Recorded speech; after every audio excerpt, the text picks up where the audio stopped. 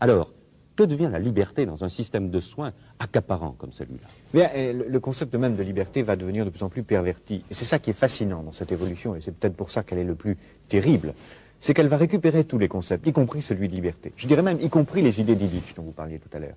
Parce que qu'est-ce que c'est cette société de machines qui nous apprend à nous surveiller nous-mêmes? C'est une société qui dit, soyez libre, débarrassez-vous du médecin, soignez-vous vous-même, sortez de l'hôpital, ce que dit Illich.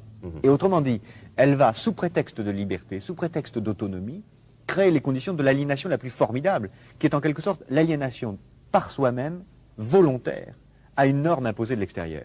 On nous dira, il ne faut pas fumer, pas conduire, pas boire, mais aussi pas avoir tel gène dans sa structure héréditaire. Si vous l'avez, vous êtes extérieur à la norme, faites tout ce que vous pouvez pour vous en débarrasser. Et autrement dit, on fera que ce qui est la forme absolue de la dictature, que chacun d'entre nous ait librement, entre guillemets, envie d'être conforme à la norme. Que chacun d'entre nous ait librement, entre guillemets, envie de se comporter comme un esclave. Et ce qui est la forme absolue de la dictature, puisqu'on fera que chacun d'entre nous aura envie d'imiter un modèle, une copie, une sorte d'idéal standardisé qu'on nous imposera de l'extérieur. Et ce qui est fascinant, c'est que c'est à travers la médecine, à travers le bien et le mal, à travers le rapport à la mort, que cette nouvelle forme de société totalitaire est en train de s'installer.